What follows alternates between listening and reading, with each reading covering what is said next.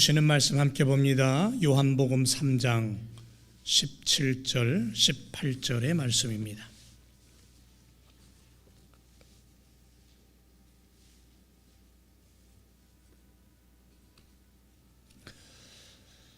요한복음 3장 17절, 18절 우리 함께 말씀 믿음을 가지고 읽겠습니다. 시작. 하나님이 그 아들을 세상에 보내신 것은 세상을 심판하려 하심이 아니요 저로 말미암아 세상이 구원을 받게 하려 하심이라. 저를 믿는 자는 심판을 받지 아니하는 것이요 믿지 아니하는 자는 하나님의 독생자 이름을 믿지 아니하므로 벌써 심판을 받은 것이니라. 아멘. 계속해서 요한의 메시지를 우리가 요한복음을 통해서 함께 은혜를 나누고 있습니다. 오늘은 지난 시간에 이어서 하나님의 끝없는 사랑 마지막 시간을 갖도록 하겠습니다. 구원받은 자, 하나님의 끝없는 사랑이 구원으로 나타났고 그 구원받은 우리들이 이 땅을 향하여 어떻게 살아야 될 것인가를 다시 한번 우리가 고백하며 주 앞에 나가기를 원합니다. 독일의 신학자이면서 역사가인 아돌프 폰 하르낙이라는 사람이 있습니다. 그 사람이 기독교를 이렇게 정리합니다. 기독교는 아주 단순하면서도 매우 숭고한 것이다. 그리고 모든 것을 하나님의 관점에서 바라본다. 하나님의 도움을 의지하며 시간 속에서, 인생이란 시간 속에서 영원을 사는 것이다. 그렇게 말했습니다. 다시 말하면 하나님의 눈으로 세상을 보는 거예요. 내 눈으로 내가 세상을 보는 게 아니고 하나님의 시각으로 세상을 보는 거예요. 나를 통해서. 하나님의 관심을 가지고 세상 사람들을 보는 겁니다. 하나님의 의로운 손길을 의지하고 성령의 역사를 사모하고 그래서 그것이 나로 말미암아 흘러갈 수 있도록 하는 겁니다. 우리가 사는 세상이라는 시간 속에서 유한한 존재로 살아가지만 영원한 저 천국, 영원한 저 하나님의 나라를 사모하며 이 땅에 우리들로 하여금 천국이 만들어지는 영원한 존재, 생명 있는 존재로 살아가는 거예요. 그게 바로 하르낙이 고백한 기독교의 모습이라고 할 수 있겠죠. 기독교인들이, 크리스찬들이 숨을 한번 쉬고 내뱉어도 그 숨결에 하나님 나라를 의식하는 숨결이 되어야 된다는 거죠. 하나님 나라를 꿈꾸면서 살아가는 거예요. 그렇게 살아갈 때에 크리스찬의 삶은 매우 강한 힘을 가지고 사는 거예요. 순간순간 하나님의 관점에서 세상을 보고 심판대 앞에 서 있을 나 자신을 생각하면서 행동해요. 내가 언젠가는 하나님의 심판대 앞에 선다라는 그 두려움을 가지고 그 경각심을 가지고 그래서 그리스도인들은 한쪽 눈으로는 하나님의 심판을 생각하면서 기도하고 예배하고요. 다른 한쪽 눈을 가지고는 저주받을 인류 인생들을 바라보면서 고통 중에 죽어가는 영혼들을 바라보면서 그리스도의 십자가를 붙잡고 복음을 전하고 그리스도의 사랑을 얘기하고 하나님의 그 지극한 그 깊은 사랑을 나타내고 그렇게 살아가는 교회 성도들이 우리 교회 성도들이 성령의 인도하심을 따라서 믿음으로 살아갈 때에 바로 그 안에 그 일터에 성령의 부흥의 역사가 하나님의 은혜의 역사가 활활 타오르게 될 줄로 믿습니다. 여러분 보세요. 소돔과 고모라 성을 한번 생각해 보세요. 그 성이 어떻게 망했죠? 하늘에서 불이 떨어졌습니다. 불이 떨어져서 완전히 망했습니다. 왜 망했을까요? 가만히 한번 생각을 해보면 하나님의 말씀이 없었습니다. 하나님의 뜻을 전하는 사람이 없었고요. 하나님의 말씀을 붙잡고 회개하는 기도가 없었고, 하나님 앞에 예배하는 예배의 제단이 없었어요. 그래서 결국은 망한 거예요. 죄가 차고 차서 더 이상 그 죄가 용납할 수 없을 때 하나님은 그 성을 불로 멸망시켜 버립니다. 그렇다면 우리는 어떻습니까? 요한계시록에 의하면 마지막 우리가 사는 이 세상의 멸망을 우리는 성경을 통해서 깨닫고 있습니다. 알고 있습니다. 그럼 지금 우리는 어떠냐는 거죠. 오늘날 우리가 살아가는 이 세상, 우리들의 삶 속에 성경이 있어요, 없어요? 있죠. 교회는요, 교회도 존재합니다. 그리고 목사님은요, 선교사님은요, 교회 안에 직분을 가진 성도들은요, 넘쳐나죠. 그런데 왜 이토록 세상은 죄악이 가득한 모습으로 점점점 악해지고 있을까? 우리는 그 부분에 있어서 다시 한번 하나님 앞에 묻고 우리 자신을 돌아봐야 돼요. 건물을 짓는 건축가들이 교회 건물도 짓습니다. 그런데 많은 부분에서 교회 건물은 짓지만 그 교회 안에 들어가려고 하지 않는답니다. 인쇄업자들이 성경을 인쇄합니다. 그런데 많은 부분에 있어서 많은 사람들이 성경은 읽지 않는데요. 사람들이 하나님에 대해서는 이야기합니다. 그러나 하나님은 믿지 않습니다.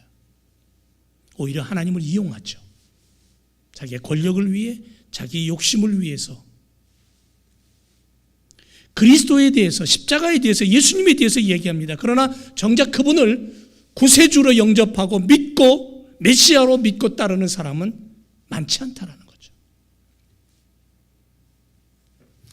때로는 크리스찬이라고 말하면서 예배 참석합니다.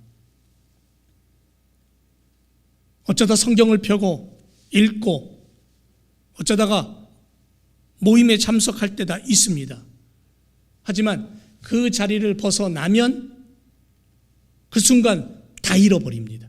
성경도 잃어버리고 기도회도 잃어버리고 예배도 잃어버리고 다 잃어버립니다. 찬송을 부릅니다. 습관에 의한 찬송을 부르고 있는 사람 있습니다. 기도합니다. 그러나 그 기도는 피상적인 기도문에 지나지 않을 때가 있습니다. 제 얘기가 아니에요. 레오나드 레이븐힐이라는 사람이 쓴 부흥의 세대여 통곡하라는 그 책 안에 이분이 그렇게 시대를 향해서 그런 모습을 얘기하고 있는 거예요. 여러분, 정말 가슴 칠 일은 뭐냐면요, 도덕과 윤리가 땅에 떨어진 것은 대중문화 때문이 아니라는 거죠.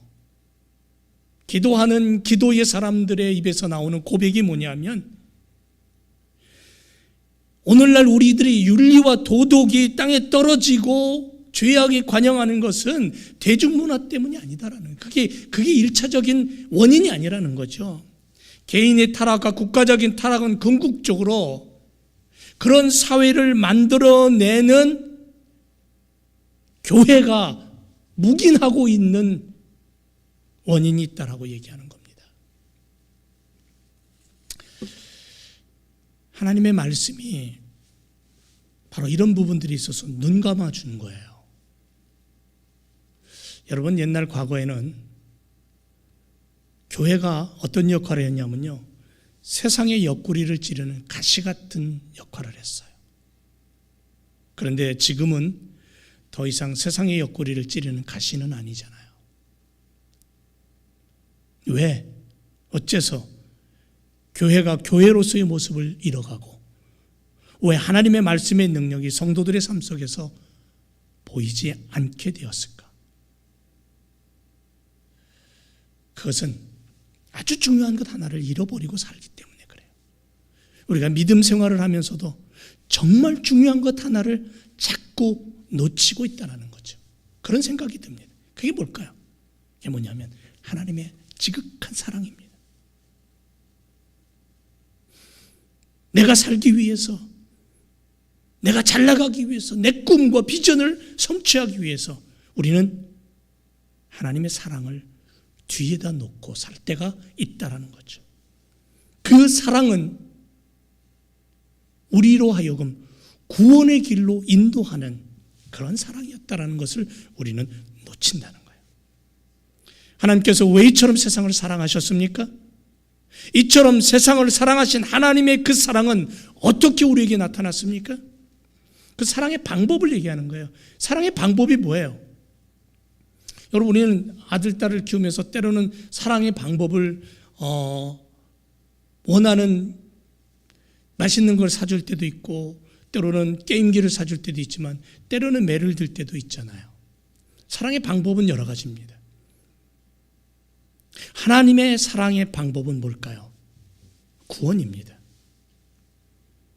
하나님이 예수님을 보내신 목적은 죄에 빠져서 죽게 된 인생들을 건지고 세상을 구원하기 위함이라고 오늘 말씀에 그렇게 우리에게 선포하고 있습니다. 성경이 가르치는 것은 모든 인생은 죄 아래 있다라는 거예요. 멸망한다는 거예요. 죄의 삭은 사망이라고 로마서에 말씀하고 있어요. 그런데 그 멸망을 하나님은 생명으로, 구원으로 그 길을 바꾸어 놓으셨어요. 뭐 때문에? 사랑 때문에. 율법이나 종교, 다른 어떤 수단을 동원해서 이룰 수 있는 방법이 아닙니다. 불가능합니다. 다른 방법으로는. 다른 방법은 없다 그랬습니다. 이 얘기는 뭐냐면 인류는 이 지구촌에 살고 있는 모든 생명은 절망 가운데 있다라는 의미예요. 절망 가운데 있다. 우리를 죄의 속박에서 벗어나게 할 것은 이 땅에 아무것도 없다. 유대인들은 율법에 소망이 있는 줄 알고 그것에 집착했어요. 철저한 율법주의자였던 바울이 그러나 그건 아니라고 얘기합니다. 왜냐하면 율법은 사람을 의롭게 하는 것이 아니라 죄를 깨닫게 함으로 절망하게 하고, 그래서 그들을 이 절망의 유일한 극복 방법인 그리스도께로 인도하는 몽학선상에 불과하다라고 그렇게 고백하고 있어요. 갈라디아서 보면 아이들의 손을 잡아 이끌어주는 유치원 선생님과 같은 그러한 역할. 결국 율법도 인류의 유일한 희망은 하나님께로서부터 보냄을 받은 예수 그리스도뿐임을 우리에게 알려주는 거예요. 하나님은 예수 그리스도를 통해서 인생들을 구원하기로 마음먹으셨어요. 작정하셨어요. 세상을 구원하시어 하나님의 축복의 나라로 이끌어 가시기를 원하셨던 거예요. 그게 하나님의 사랑의 방법이에요. 여러분, 하나님의 능력을 가지고 교회가 교회되고 성도가 성도됨으로 세상을 이끌 수 있는 힘은 어디서부터 시작되냐면 결국 하나님의 사랑입니다. 그 사랑이 우리를 위해 이 땅에 육신으로 오셔서 그 사랑을 이루기 위해서, 그 사랑을 우리에게 보여주기 위해서 하늘 보자 버리고 이 땅에 육신을 입어 오신, 그리고 죽으신, 그리고 부활하셔서 다시 오마 약속하신 바로 그 독생자 예수 그리스도를 통해서 우리는 하나님의 사랑 앞으로 인도함을 받는 거예요. 구원의 은혜. 그것을 기초 삼지 않는다면 교회는 교회 될 수가 없고요, 성도는 성도 될 수가 없어요. 이 가장 기본적이면서도 가장 중요한 것을 내가 매일매일의 삶 속에서 되새기고 감격하고, 그리고 그것을 내 삶에, 내 시간에 앞세우지 않는다면 결국 성도는 성도 될 수가 없다라는 거죠. 하나님이 그 아들을 세상에 보내신 것은 세상을 심판하려고 함이 아니고 저로 말미암아 세상이 구원을 받게 하려 하심이라고 17절에 분명하게 우리에게 그렇게 가르쳐주고 있어요. 이게 하나님 아버지 사랑의 방법이에요. 여러분, 구원이 뭐예요? 내가 선하고 의롭고 그렇게 살았으니까 나는 구원받는다? 그겁니까? 아니죠. 내 삶이 정직하고 그래도 내가 가진 것 갖고 남을 돕고 고아들과 과부들을 그래도 내가 돌보고 살았다. 그러면서 나는 악한 짓을 하지 않았다? 그러니까 나는 구원받을 수 있다? 그것도 아닙니다. 힌두교에서 기독교를 개종한 사람에게 어느 날 친구가 찾아와서 이렇게 물었습니다. 야, 친구야, 네가 믿는 예수가 너를 위해 무엇을 해 주었니? 라고 물었습니다. 그러자 이 친구는 땅바닥에 기어가는 벌레 한 마리를 잡아가지고는 그 벌레를 나뭇잎과 풀에 쌓았습니다. 그리고는 불을 질렀어요. 불길이 그 벌레를 쌓은 풀과 나뭇잎을 태우기 시작하면서 그 벌레에게 접근합니다. 타들어갑니다. 그때 벌레는 두려움과 공포와 고통을 느끼면서 겁에 질려서 어쩔 줄을 몰라 합니다. 그때 이 친구가 그 벌레를 불 속에서 잡아챕니다. 아마도 그 벌레를 잡아챌 때에 그의 손은 불길에 닿았을 것입니다. 아랑곳하지 아니하고 그 벌레를 잡아채서 자기의 가슴에 안고 자기를 조롱하는 친구에게 이렇게 말합니다. 이 일을 예수님께서 나와 그대에게 해 주었네. 이게 구원입니다. 불길에 그리고 두려움과 공포와 절망 가운데 있을 때에, 그래서 아무런 희망도 없고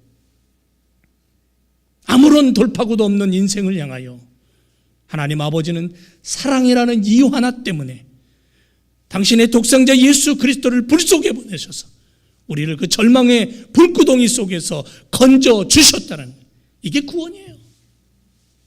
이 구원의 감격을 잃어버리면 교회는 결국 건물의 교회, 힘없는 조롱거리가 될 수밖에 없는 거죠.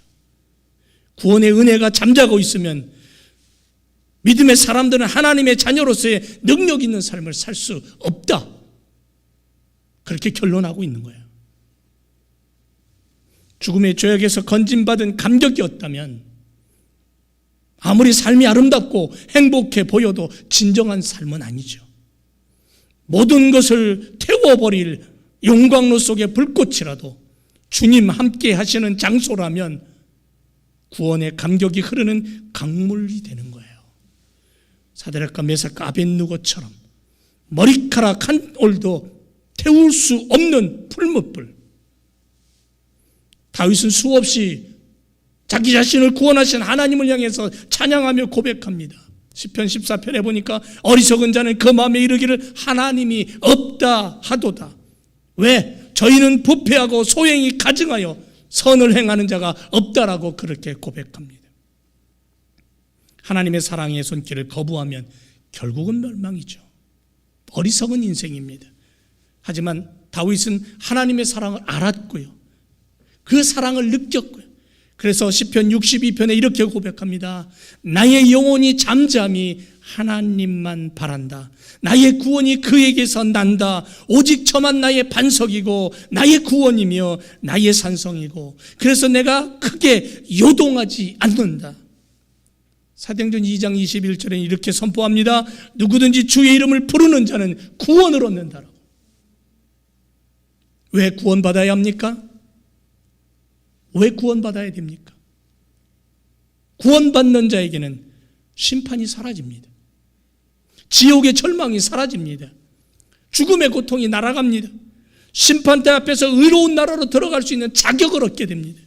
하나님 아버지께서 준비해 놓으신 영원한 나라, 하나님의 왕국, 그곳에 영생을 누리는 삶을 보장받게 됩니다. 믿지 않는 자는 그 이름 예수 그리스도를 믿지 않기 때문에 이미 심판이 이르렀다고, 지옥의 형벌이 기다린다고 경고하고 있습니다. 사랑하는 교회 성도 여러분, 여러분 마음속에 한번 물어보세요. 나는 예수를 믿는 사람인가? 예수를 아는 사람인가? 예수 그리스도를 믿으십니까? 예수 믿어야 됩니다. 그것도 그냥 믿지 마세요. 정말 진심으로 믿어야 됩니다. 이 땅의 삶은 일순간이에요. 빛과 같이 날아간다 그랬어요. 그것도 건강하게 살면 좋겠지만 우리 인생이 그렇게 마음대로 됩니까? 여기도 쓰시고 저기도 쓰시고 마음대로 되지 않는 거예요. 바람이 동해서 불어 서로 사라져버리듯 우리들의 인생도 같다 그랬어요. 아무리 길어야 100년에서 120년을 넘길 수 없다고 말합니다. 그 뒤에 우리에게는 영원한 천국의 삶이 기다리고 있는 거예요. 언젠가 이런 말씀 드렸습니다. 어머니 몸 안에 내 생명이 시작되던 그 순간 우리는 물속에서 시작되었습니다. 우리 인생은 물속이었어요. 배꼽의 탯줄을 통해서 먹고 살았죠. 그러나 그 물이 터지고 어머니 몸 밖으로 나왔을 때는 어떻게 됩니까? 코로 숨을 쉬고 입으로 먹고 삽니다. 손과 발이 움직이게 되고요. 전혀 다른 세상입니다. 전혀 다른 세계입니다. 그리고 우리가 이 땅에서 이렇게 살다가 우리의 삶이 끝나면 전혀 상상할 수 없는 또 다른 놀라운 하나님의 나라가 준비되어 있다고 우리에게 분명히 성경은 가르쳐 줍니다. 지금 이 시간 진정 내 삶 속에 나의 죄를 대신 짊어지고 죽으신 예수 그리스도를 구주로 영접하십니까? 믿습니까? 다시 한번 내가 고백해야 돼요. 내가 왜 그리스도인의 모습을 잃어갑니까? 내가 왜 하나님의 아들로서의 딸로서의 모습을 잃어갑니까? 마음이 복잡해서가 아니고 정신이 혼탁해서가 아니고 이 사회가 문제가 있어서가 아니라 내가 진정으로 그리스도를 믿고 바라보느냐가 더 중요하다는 거예요. 너무나 크고 깊은 하나님의 사랑 때문에 이 땅에 오신 예수님을 믿는 자는 구원을 얻는다는 그 말이 헛이 아님을 체험하며 고백하며 사는 그리스도인. 그래서 내 삶이 오늘 내가 병들어 있다 할지라도 내가 오늘 힘든 일을 당했다 할지라도 여전히 내 인생의 주인은 하나님이시고 십자가의 주님이시고 그래서 내가 오늘도 그 힘으로 이겨낼 수 있다는 고백을 가지고 사는 믿음의 삶. 하나님의 사랑을 가진 자죠. 그렇게 하나님의 사랑으로 구원받은 인생들을 향해 하나님 아버지는 우리에게 이런 말씀을 하십니다. 야, 너의 삶을 통해 부흥을 일으키면 어떻겠니? 내가 그걸 원한다라고. 부흥이 뭐예요? 구원받은 믿음의 사람들, 십자가로 죄사함 받고 하나님의 자녀 되어서 이 땅을 하나님의 사랑으로 살아가고 하나님의 사랑을 붙잡고 사는 믿음의 자녀들에게 부흥이 뭐예요? 부흥은 다른 말로 얘기하면요, 변화예요. 고치는 것, 버리는 것, 돌이켜서 새로운 길로 접어들게 하는 것, 꿈틀거리며 일어나는 거예요. 감리교회 창시자 요한 웨슬레 목사님은 부흥운동을 일으켰던 놀라운 분입니다. 구원의 감격과 성령의 능력으로 삶의 변화, 회개의 자리로 나아가는, 그래서 영국을 피 없는 혁명으로 움직였던, 뒤집어놨던 능력 있는 분이에요. 1907년 평양에 부흥이 일어났을 때에 한국은 어둠이 사라지는 놀라운 시간이었어요. 자신들의 악한 행위들을 버렸고요, 악을 행하는 자의 빛을 싫어했고 어둠을 좋아했던 자들이 어둠을 밀어냈고요. 어둠은요, 악한 행위가 세균이 번식하듯이 바이러스가 번식하듯이 세상을 점령해가는 것이, 그런 조건이 맞춰진 것이 어둠이에요. 죄악이에요. 그러나 성령이 임하고 구원의 감격을 맛본 자들은 어둠이 밀려나가는 거예요. 빛 대신 예수 그리스도로 말미암아 악이 떨어져 나가는 거예요. 빛의 사람으로 살아가는 거죠. 진리를 쫓아가는 거예요. 그 행위가 하나님 보시기에 의로움으로 바뀌는 거예요. 하나님이 이런 사람들을 보면서 감동 먹으시는 거예요. 이야, 멋지다. 내 자녀가 이 땅을 살면서, 그 험한 세상 살면서 내가 원하는 믿음의 삶을 이렇게 살아가는구나. 내가 그렇게도 원하는 사랑을 이렇게 실천하는구나. 그래서 히브리서는 이런 사람들을 향해 뭐라 그러냐면 세상이 감당치 못한다 이렇게 고백해요. 세상이 감당할 수 없는 하나님의 사랑을 가진 사람들, 그리스도의 십자가의 구원을, 그 감격을 날마다 누리며 사는 사람들. 사랑하는 제 교성 여러분, 왜 지금 우리들 눈에는 부흥이 일어나지 않는 걸까요? 어째서 우리는 부흥을 경험하지 못하면서 우리 스스로가 이 정도면 됐지, 왜 스스로를 위로하면서 그렇게 살아가는지 모르겠습니다. 왜 부흥이 지체되는지, 부흥을 가로막고 있는 것들은 무엇인지, 이 시대를 향해서, 더군다나 지금 이 코로나 바이러스로 인해서 우리가 정말 힘든 시간을 보내고 있잖아요. LA를 비롯해서 미국의 다른 대도시의 많은 부분에 있어서 다시 또 바이러스가 확산되고, 다시 또 스테이홈이 이루어지고, 아직 뉴욕이나 우리 이쪽으로는 그런 이야기가 없습니다만은 얼마나 감사한 일인지 모르겠지만, 그러나 확진자가 늘어나고 바이러스가 더 많이 번져나가는 그러한 지역에 사는 사람들은 얼마나 힘들겠어요. 이러한 암울한 시대에, 어려운 시대에 우리는 우리 스스로를 믿음의 눈으로 들여다보면서 하나님의 음성을 들어야 돼요. 하나님 이렇게 말씀하실 것 같아요. 야, 상업주의, 물질주의, 쾌락주의가 부흥을 가로막고 있지는 않냐? 호사스러운 생활을 구사하면서 구제니 선견이 우리는 말하잖아요. 뉴스를 보니까는 하루에 한 끼도 먹기 힘든 사람들이 이 지구촌에 얼마나 많은지 몰라요.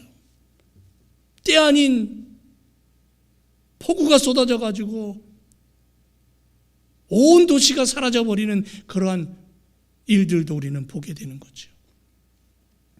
성도들의 삶이 물질로 그리스도를 대신한다면, 세상의 쾌락과 상업주의가 교회를 대신한다면 어김없이 교회는 무너져 내린다고 말씀하고 있는 거예요. 코로나19 때문에 우리는 이런 깨달음을 얻습니다. 건강하든 병들었든 부자든 가난하든 정치적이든 경제적이든 가릴 것 없이 바이러스는 사람들 틈을 파고들어서 병들게 하고 죽게 만든다. 그렇다면 보이지 않는 그 바이러스가 세상을 공격하고 있는 것처럼 우리는 보이지 않는 어둠의 세력과 사탄과의 싸움에서 하나님의 성령의 능력을 체험하고 믿음을 가지고 하나님의 사랑을 가지고 이 시대를 향하여 하나님이 우리에게 이렇게 말씀하신다, 하나님의 나라를 이렇게 세우고 기다리신다라고 우리도 사람들의 희망 없고 암울한 그 사람들의 마음속에 꿈과 소망을 주고 구원을 선물할 수 있는 부흥을 일으키는 그러한 믿음의 삶을 우리가 살아야 되지 않을까요? 오늘 우리 시대에 주신 하나님의 메시지입니다.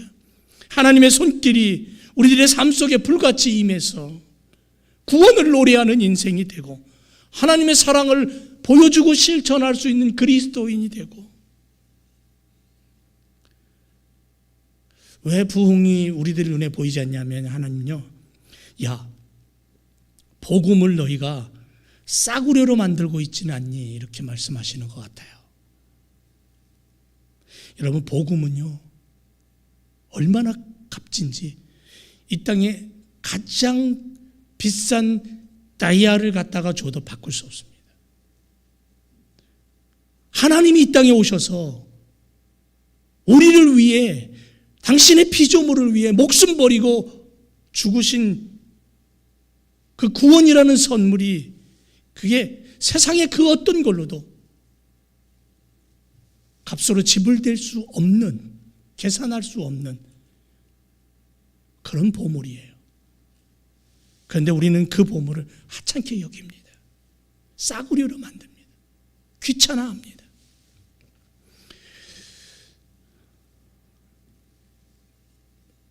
어머니는 당신의 젊음을 자식을 위해서 포기합니다. 어머니의 눈도 머리카락도 다 주고라도 자식을 품에 안고 싶은 것이 어머니입니다. 어머니라기보다는 어머니의 그 속에 있는 사랑이죠. 그 어머니의 사랑을 장난삼아 놀이객감으로 생각하며 빼앗는 자들이 있습니다. 사랑을 모르는 겁니다. 그 어머니의 사랑을, 진정한 그 값을 싸구려로 만드는 인생들입니다. 그것처럼 진정 우리가 예수 그리스도를 믿으면서 우리를 위해 이 땅에 오신 예수 그리스도의 십자가의 사건, 복음이라고 말하는 그 놀라운 이 복음의 이 놀라운 소식을 싸구려로 만들어 버린다면, 로마서 1장 16절에 바울은 이렇게 고백합니다. 내가 복음을 부끄러워하지 아니하노니. 복음을 부끄러워하지 않는데요. 이 얘기를 하는 걸 보면 그 당시 때에 복음이 부끄러워서 내팽개치고 거부하고 부인하고 도망가는 사람들이 있었다고 볼 수 있겠죠. 이 복음은 모든 믿는 자에게 구원을 주시는 하나님의 능력이고, 첫째는 유대인에게 또한 헬라인에게라고 고백하고 있습니다. 여러분, 내가 가진 십자가의 그 구원, 하나님의 그 사랑, 결코 나로 말미암아 싸구려로 만들지 마세요. 얼마나 값진 건지 모릅니다. 내 생명을 1000개, 10,000개를 주고도 갚을 수 없는 그 놀라운 그러한 은혜입니다. 그래서 내가 오늘도 그 구원에 감격하여 사는 그런 믿음의 삶을 살아야 될 줄로 믿습니다. 하나님 또 이렇게 말합니다. 야, 부흥이 왜 일어나지 않냐 하면 너희가 영적인 노숙자로 살고 있는 것 아니냐? 이것 때문에 부흥이 지체되는 건 아닐까? 여러분, 노숙자들은 집이 있어도 집에 들어가려 하지 않습니다. 거리를 배회합니다. 그게 습관화되었기 때문에 좋아서 그럴 수도 있고요. 어떤 공간에 갇히면 두려운 공포심이 일어나기 때문에 그럴 수도 있고 여러 가지가 있을 수 있습니다. 그러나 거리를 배회하는 노숙인들은 꿈이 없습니다. 소망이 없습니다. 누군가의 도움이 있어야만 살아갈 수 있습니다. 어쩌면 이 시대의 영적인 노숙자들이 하나님의 집을 거부하고 살아가는지도 모릅니다. 예전엔 나도 믿음의 사람이었어. 예전엔 나도 이렇게 잘 나가는 사람이었어라고 그렇게 얘기할지 모르지만 지금 결국은 영적인 노숙자로 하나님의 거룩함을 거부하고 살아가지는 않는지, 세상을 배워하며 세상과 즐기며 세상과 놀지는 모르지만 세상 속에 살면서 하나님을 거부하는 것은 아닌지. 그래서 하나님의 꿈이 없어요. 하나님의 마음이 없어요. 하나님이 주시는 소망도 집어 던져버려요. 그렇게 살아갑니다. 그러니 하나님의 사랑은 더더군다나 남아있겠습니까? 어쩌면 우리가 다시 한번 하나님 앞에 엎드려, 하나님, 내가 영적인 노숙자로 살려고 하나님의 진정한 그 은혜와 사랑과 구원을 거부하고 있지는 않는지요. 제단 앞에 무릎을 꿇고 기도해 본 기억이 아주 먼 옛날처럼 느껴지는 그러한 기분. 그 기도하지 않는다는 것은 뭐냐면요, 하나님의 부흥을 원하지 않는다는 거고 하나님의 능력이 내 안에서 나타나기를 거부하는 것과도 같다라고 말할 수 있지 않을까요? 기도라는 해산의 고통이 없이 부흥을 바라볼 수 없고, 기도의 능력을 잃어버리고는 믿음의 사람이라고 할 수가 없고, 하나님의 영광을 버리고 자신의 영달만을 위해서 세상의 쾌락만을 위해서 살아간다면 결국 하나님의 은혜가, 하나님의 축복이 나로 말미암아 나타날 수 없다라는 거죠. 그래서 이 땅을 사는 수많은 사람들 속에 어쩌면 영적인 노숙자로 사는 그러한 과거의 믿음의 사람들이 수두룩하다라는 거죠. 오늘 요한복음에서 우리에게 전해주는 메시지를 우리 가슴에 담고 우리를 들여다보면서 나는 구원받았는가? 나는 정말 예수 그리스도를 믿고 살아가는가? 나는 예수 그리스도의 사람인가? 우리의 죄악을 해결하고 하나님 나라를 열어놓으신 그 사랑이, 그 아버지 하나님의 그 지극한 사랑이 내 안에는 자리 잡고 있는가? 내가 그 은혜, 그 사랑을 아직도 느끼고 있는가? 주님 앞에 엎드려 고백할 수 있는, 그리고 예수 그리스도를 믿고 구원을 노래하며 그 구원에 감격하여 그 사랑을 얘기할 수 있는 믿음의 사람으로 살아가는, 예수 그리스도의 사람, 예수 믿는 믿음의 사람, 그런 사람으로 이 땅을 살아 멸망하고 심판받을 인생들을 주께로 인도하는 그러한 하나님의 사랑을 간직한 예수 그리스도의 일꾼으로 오늘도 우리가 주님 앞에 서서 달려가야 될 줄로 믿습니다. 기도하겠습니다. 오늘 우리는 고백합니다.